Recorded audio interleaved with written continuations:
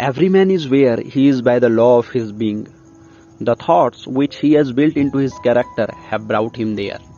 And in the arrangement of his life, there is no element of chance, but all is the result of a law which cannot err. This is just as true of those who feel out of harmony with their surroundings as of those who are contented with them. यानी कि हर इंसान जहां कहीं भी है वह अपने अस्तित्व के किसी न किसी नियम से है. जिस भी तरह के थॉट्स को उसने अपने कैरेक्टर में बदला है, उसी की वजह से वो वहां है जहां वो है. यानी कि जैसे एक दीवार होता है, एक एक ईंट जोड़कर एक पूरा का पूरा दीवार तैयार होता है, उसी तरह से एक एक थॉट्स को जोड़कर पूरा का पूरा कैरेक्टर बनता है एक इंसान का. तो यहां कहा जा रहा है कि जिस भी तरह के थॉट्स को जोड़कर उसने अपने कैरेक्टर में बदला है, उसी कैरेक्टर की वजह से वो आज जिंदगी के उस पोजीशन पर है. और लाइफ के इस अरेंजमेंट में कोई भी एलिमेंट चांस का नहीं है, यानी कि बाय चांस कुछ भी नहीं हो रहा है. सब कुछ ही एक नियम का परिणाम है. ये लाइफ पूरी तरह से अरेंज्ड है, यानी कि ऑर्डर में है.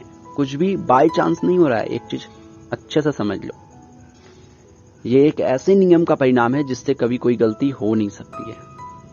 यह बात उन लोगों के लिए जो ऐसा समझते हैं कि बाहरी दुनिया, उनका जो सिचुएशन है, उनका जो लाइफ है ना, बाहर जो उनका लाइफ है वो उससे असंतुष्ट हैं, डिसकंटेंटेड हैं, उन लोगों के लिए भी ये बात उतना ही सच है जितना कि उन लोगों के लिए जो अपने लाइफ से कंटेंटेड है.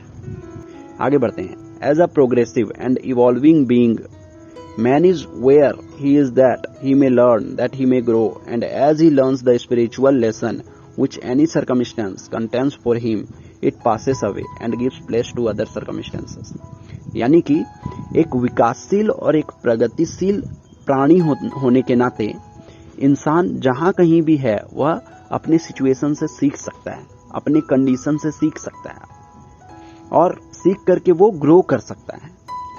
हर सिचुएशन अपने साथ एक स्पिरिचुअल लेसन लेकर के आता है. यानी कि आपके लाइफ में जो भी हालात हैं आपके, वो कुछ ना कुछ लेसन आपको देना चाहते हैं, यानी कि कुछ ना कुछ इशारा कर रहे हैं. ठीक है, कुछ ना कुछ उससे आप सीख सकते हो, कुछ जबरदस्त. अगर आप सीख लेते हो तो वो सिचुएशन आपके लाइफ से चले जाएगा और उसके जगह पर कोई दूसरा सिचुएशन आ जाएगा, कोई दूसरी परिस्थिति आ जाएगी. अगर नहीं सीखते हो तो आप सिचुएशन का मार खाते रहोगे. यहां पर ऐसा बताया जा रहा है.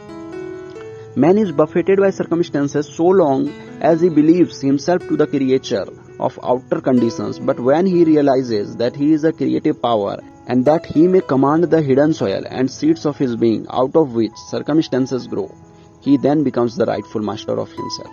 यानी कि इंसान तब तक परिस्थितियों का मार खाता है जब तक वह इस बात पर विश्वास करता है कि वह बाहरी परिस्थितियों से चलने वाला प्राणी है. यानी कि जिसके अंदर ये गलतफहमी है कि बाहरी परिस्थितियां उसको कंट्रोल कर रही है, तब तक वह परिस्थितियों का मार खाएगा. बट जब वह समझ लेता है कि वह एक क्रिएटिव पावर है और वो अपने अंदर छिपे हुए थॉट को कमांड दे सकता है, यानी कि वो डायरेक्ट कर सकता है अपने थॉट को, है ना, और थॉट को कमांड करके वो पूरा का पूरा अपने लाइफ को एक डायरेक्शन में लेकर के जा सकता है. जब जिस क्षण से उसको ये बात रियलाइज होता है कि अपने माइंड में वो थॉट को कमांड करे, अपने माइंड में सही तरीके के सीड को प्लांट करे जहां से कि सर्कमस्टेंसेस ग्रो करता है ना, जब इस बात को वो रियलाइज करता है तब वह जाकर के एक राइटफुल मास्टर बनता है, खुद का एक सही मालिक बनता है. आगे बढ़ते हैं. That circumstances grow out of thought. Every man knows who has for any length of time practiced self-control and self-purification, for he will have noticed that the alteration in his circumstances has been in exact ratio with his altered mental condition. So true is this that when a man earnestly applies himself to the remedy the defects in his character and makes swift and marked progress, he passes rapidly through a succession of vicissitudes. यानी कि हर वह इंसान जिसने self purification और self control को practice किया है. Self purification यानी कि खुद के माइंड में डेली बेसिस पर जो चेक करता है कि किस तरह के इम्प्योर थॉट्स हैं, है ना, वैसे ही जैसे मैंने पहले भी एग्जांपल दिया, जैसे एक माली अपने गार्डन को डेली बेसिस पर चेक करता रहता है कि कहाँ वीड सीड्स आ गए हैं, उसको उखाड़ करके फेंक देता है, और जिस भी तरीके का प्लांट उसको चाहिए, जैसे चाहिए, तो वो पूरा देखभाल करता है अपना गार्डन का। उसी तरह से एक इंसान जो अपने माइंड का देखभाल डेली बेसिस पर करता है। और सेल्फ प्योरिफिकेशन इसको बोलते हैं कि इम्प्योर थॉट कहाँ कहाँ आ गया उसको छोड़ दो। देखो ये नेचुरल है कि डेली बेसिस पर जैसे आप कुछ छोड़ दो, है ना, एक कुछ भी अगर छोड़ देते हैं उसको एक दिन, तो वहां पर थोड़ा थोड़ा धूल जमना शुरू हो जाता है, तो इम्प्योरिटी आ जाता है। तो ये नेचुरल है, हमको क्या करना है, बस उसको साफ कर देना है डेली बेसिस पर। तो माइंड में भी इम्प्योर थॉट्स अपने आप आ जाएंगे। बस आपको क्या करना है, आपको देखना है कि कौन से थॉट्स इम्प्योर हैं, कौन से थॉट्स हैं जो रॉन्ग डायरेक्शन में है, और उसको वहीं पर रोक देना है और हटा देना है। ये काम आपका है। इसको बोलते हैं self purification. And self control यानी कि खुद के थॉट्स को कंट्रोल करना, यानी कि सही डायरेक्शन में सोचना, इसी को सेल्फ कंट्रोल बोलेंगे। इम्प्योर थॉट को हटा देना, ये हो गया सेल्फ प्योरिफिकेशन। और सही तरीके के थॉट को लाना, ताकि अपने आप को एक सही तरीके के डायरेक्शन में लगातार आगे बढ़ाना, तो इसको बोलेंगे सेल्फ कंट्रोल। तो जिस भी इंसान ने इसको प्रैक्टिस किया है वो इस बात को अच्छे से समझता है कि सर्कमस्टेंसेस थॉट से ही पैदा होते हैं, यानी कि थॉट ही बीज है हर सर्कमस्टेंस का।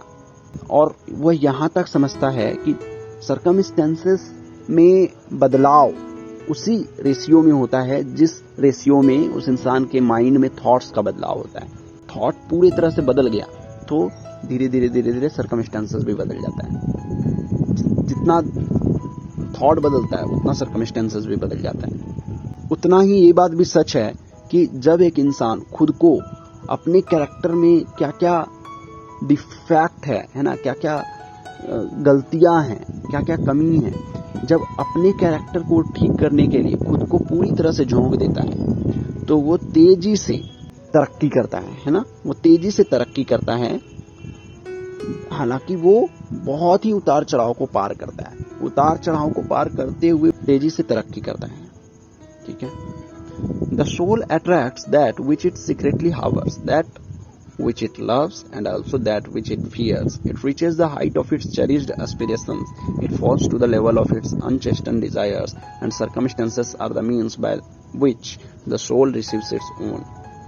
यानी कि आत्मा उसी को अट्रैक्ट करता है जिसको ये सीक्रेटली हार्बर किया, यानी कि एक इंसान जो सीक्रेटली बोया है, सीक्रेटली बोने का मतलब समझ रहे हैं आप, कि जो वो थॉट माइंड में बो रहा है, वो सीक्रेट है, सिर्फ वो ही जानता है, उसके अलावा कोई और नहीं जानता है कि वो क्या सोच रहा है माइंड में, उसके दिमाग में क्या चल रहा है। तो जिस भी तरीके के थॉट को वो अपने माइंड में जगह दे रहा है, उसका जो सोल है उसी डायरेक्शन में आगे बढ़ेगा, या कहो कि उसी से रिलेटेड चीजों को वो अट्रैक्ट करेगा।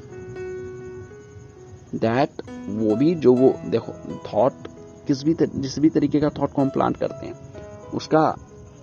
उसके पीछे या तो लव होता है या फियर होता है। ठीक है। फियर की वजह से कोई थॉट प्लांट करते हैं या लव की वजह से कोई थॉट प्लांट करते हैं। ठीक है। आप लव को डिजायर भी बोल सकते हो। तो जो भी आप प्लांट कर रहे हो, अगर फियर के बेस पर कोई थॉट को प्लांट कर रहे हो तो आप फियर को अट्रैक्ट कर रहे हो तेजी से। आप वैसे ही चीजों को अट्रैक्ट करोगे जिसमें फियर छुपा है। और लव पर बेस्ड कोई थॉट को आप अगर जगह दे रहे हो, एक्चुअल लव, तो आप ऐसे ऐसे चीजों को अट्रैक्ट करोगे जिसके पीछे लव छिपा हुआ है।